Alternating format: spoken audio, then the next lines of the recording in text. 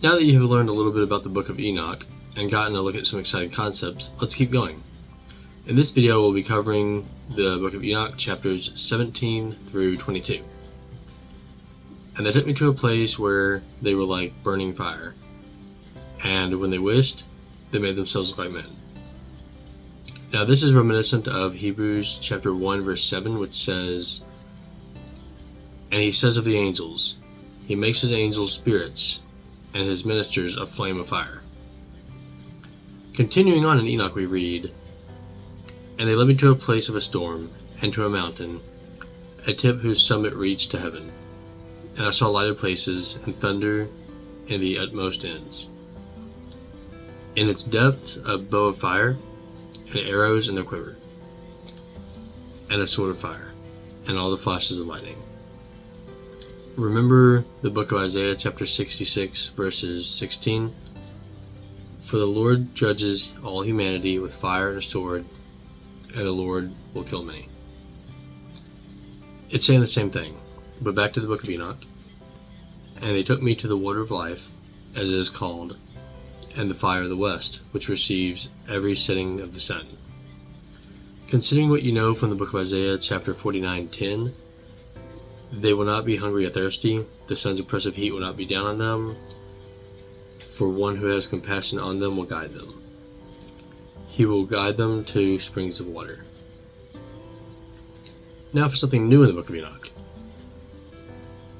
"And I came to a river of fire, whose fire flows like water, and pours out into the great sea, which is toward the east. And I saw all the great rivers, and I reached the great darkness, and went where all flesh walks. And I saw the mountains of darkness of winter, and the place of the water where all the deep pours out." I just want to point out here that Enoch is seeing this from a higher perspective here. From a four-dimensional perspective, you will see all of the surface of the earth, as well as the core and every point inside, all at once. Consider how a two-dimensional creature would see a circle as just a line, but then when it comes into 3 dimensions, it could see the entire circle of the circle, as well as the interior of it.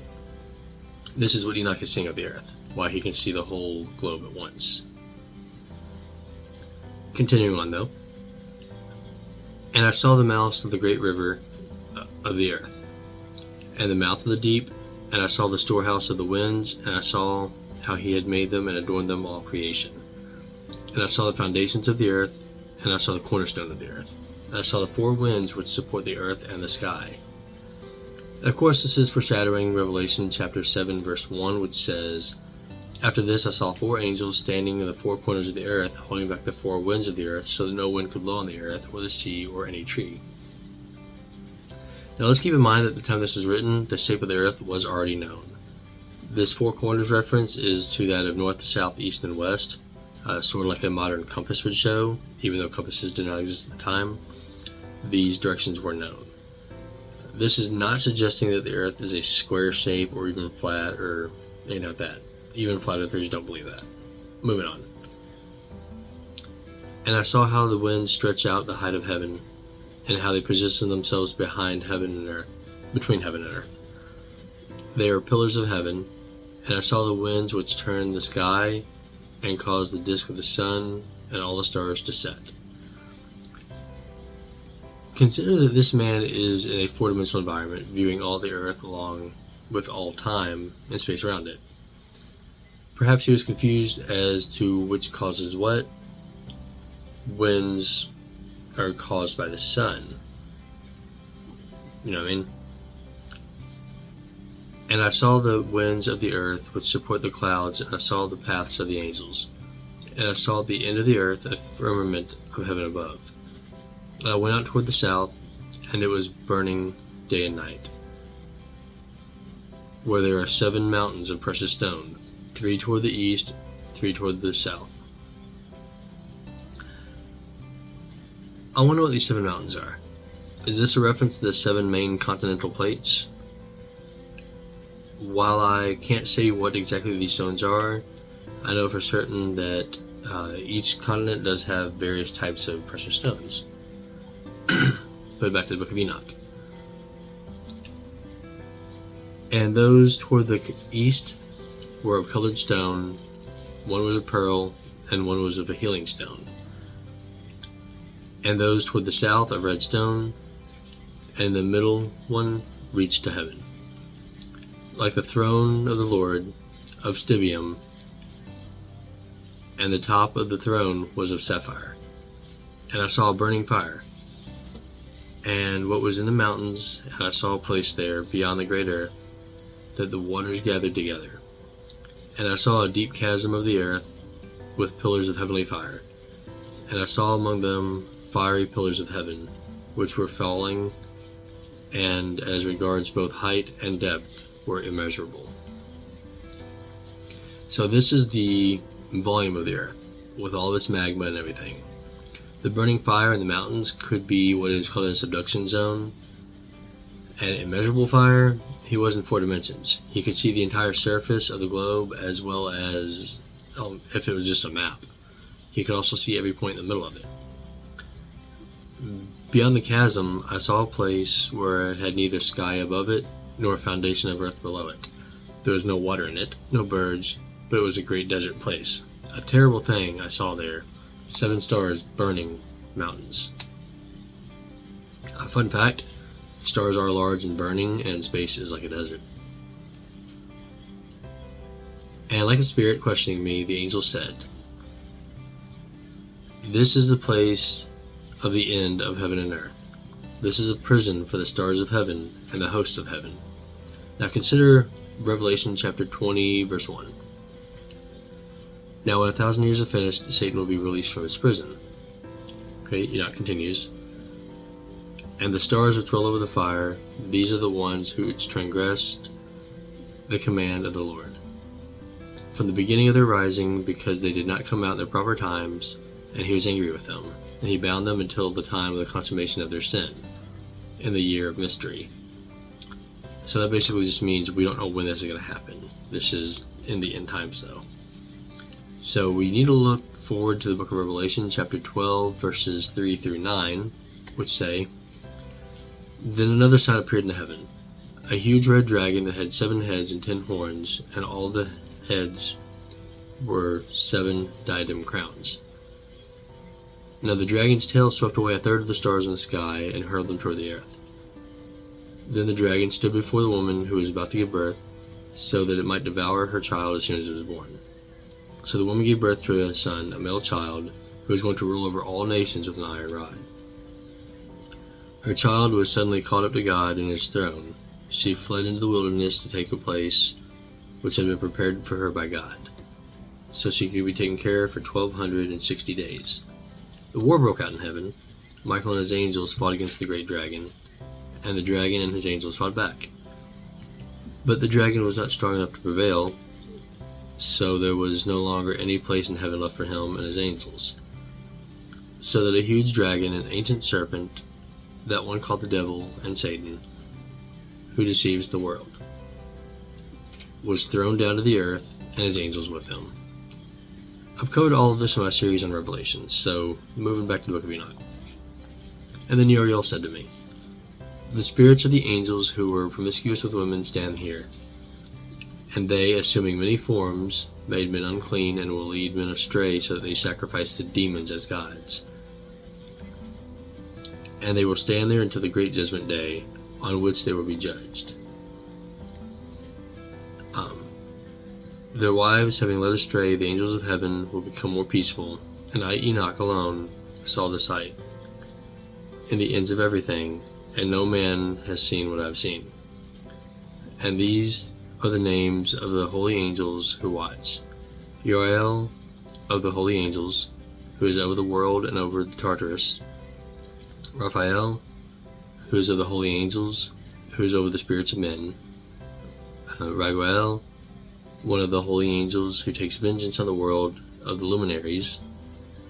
Michael, one of the holy angels, to it, he that is over the best part of mankind and over chaos. Saraquel, one of the holy angels, who is set over the spirits who sin in the Spirit. Gabriel is one of the holy angels, who is over the paradise and the serpents and the cherubim. Ramiel, one of the holy angels, whom God set over those who rise. I went around to a place where nothing was made, and saw a terrible thing, neither high heaven nor firm ground, but a desert place, prepared and terrible. Yeah, so as I said a minute ago, that's pretty much just outer space described in an ancient language which wasn't built for describing space, and then translated into other languages which did not exist until about 4,000 years later. Anyway, and there I saw the stars of heaven bound on it together, like great mountains burning like fire. Now I have to point out some nuance to the language here. The ancient word for star did not mean burning ball of gas. It simply meant a heavenly body. This can be what we call an angel too. So if you see an orb of light darting around the sky, consider what it could be. A heavenly servant of God, a fallen one which is against God, or something else. You can check out my video on UFOs for more of that. But first, the word we translate as heaven can mean sky, solar system, or universe. And it's not always talking about the New Jerusalem or afterlife. I assume that the firmament that you read about is what we actually now call the Oort cloud. It's like a shell around a solar system. It's much denser than you're probably thinking of when you hear the word shell, though. I mean, much less dense than what you're thinking of. More like an asteroid belt, but a spherical shell.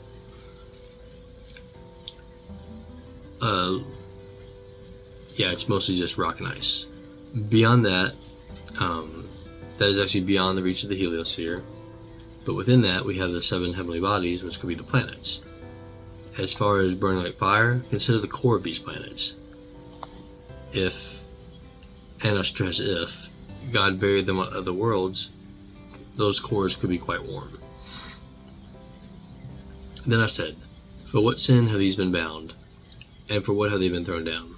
And Uriel, one of the holy angels, who was with me and led me, spoke to me, and said to me, Enoch, about whom do you ask? About whom do you inquire, ask, and care?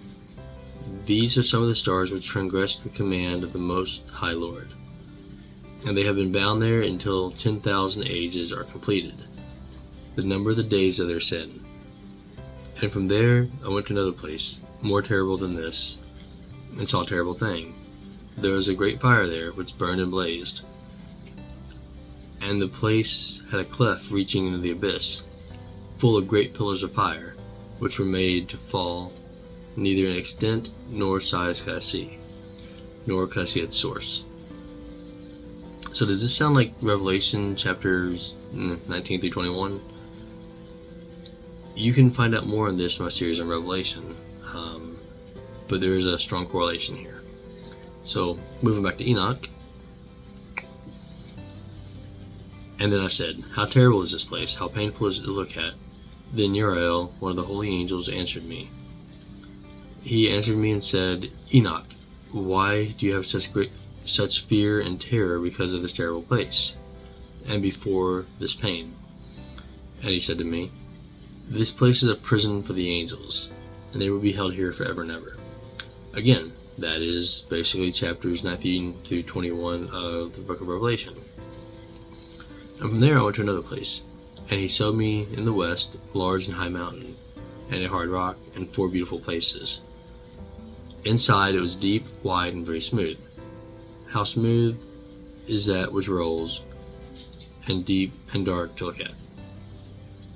Let's think back to Proverbs chapter 15, verse 21, which reads, the path of life is upward for the wise person, to keep him from going down to Sheol.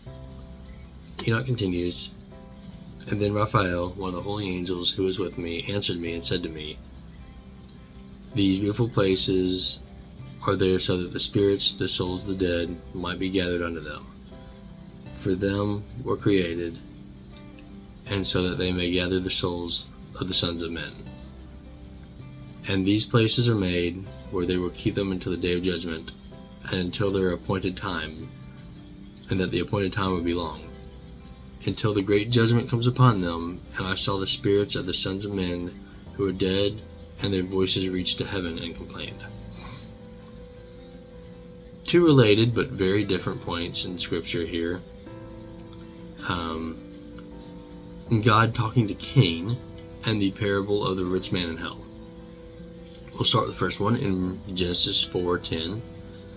But the Lord said, "What have you done? The voice of your brother's blood cries out to me from the ground." Next we have Luke chapter 16 verse 24, which reads, "So he called out, 'Father Abraham, have mercy on me, and send Lazarus to dip the tip of his finger in water and cool my tongue, because I am in anguish because of this fire.'" What's strange here is that these three examples show the dead crying out from the grave, and indicates that there is consciousness after death and before the resurrection. To be honest, I had always until recently believed that when you die you just rot and that's it, until the resurrection. But Scripture does seem to be correcting me here. This is why it's important to read and study it in depth continually, because you will always learn new things. Let's continue in Enoch now. I keep getting off track. Then I asked Raphael, the angel who was with me, and he said, "Who is this spirit, whose voice thus reaches heaven and complains?" And he answered me and said to me, saying, "This spirit is one that came out of Abel, whom Cain his brother killed. He will complain about him until his offspring are destroyed from the face of the earth, and from amongst the offspring of men, his offspring perish." Well, we just covered that, didn't we? Then I asked about him, and about all judgment on all. And why is one separated from one another? And he answered me, and he said to me, "These three places were made in order that they might separate the spirits of the dead, thus the souls of the righteous have been separated. This is the spring of water, and on it the light. Likewise a place has been created for sinners. When they die, they are buried in the earth, and judgment has not come upon them during their life. And here their souls will be separated for this great torment, until the great day of judgment and punishment, and torment for those who curse forever, and of the vengeance of their souls. They will be blind forever. Verily, he is from the beginning of the world." So it looks like a lot of this great anguish and everything is from knowing what is coming. You've already been separated, but you are still awaiting punishment. And thus a place has been separated for the souls who complain and give information about their destruction and about how they've been killed and in the days of the sinners. Thus a place has been created for the souls of men who are not righteous, but sinners accomplished in wrongdoing, and with the wrongdoers will be the lot. But their souls will not be killed on the day of judgment, nor will they rise from here. So the big secret here is evil people, people who do not serve God, will not receive death on judgment day. They will not enter heaven, and they will stay in the pit of what we commonly call hell. Then I blessed the Lord of glory, and said, "Blessed be my Lord, the Lord of glory and righteousness, who rules everything forever." Let's flip over quickly to 1 Kings 8:32, as I feel this is related. "Listen from heaven and make a just decision about your servant's claims. Condemn the guilty party and declare the other innocent, and give both of them what they deserve." So this video has gone on pretty long today, so I'm going to go ahead and stop here and pick up on chapter 23 and in on chapter 36 next time. Don't forget to like and subscribe to be notified when it releases, as that will be the conclusion to the Book of Watchers within the Book of Enoch. I will be continuing the series past that throughout the entire Book of Enoch. So for now, consider checking out the forum on golgothabridge.com, and like and subscribe to this channel, this video, and go ahead and share it on social media if you can. That's it for now. Have a blessed day.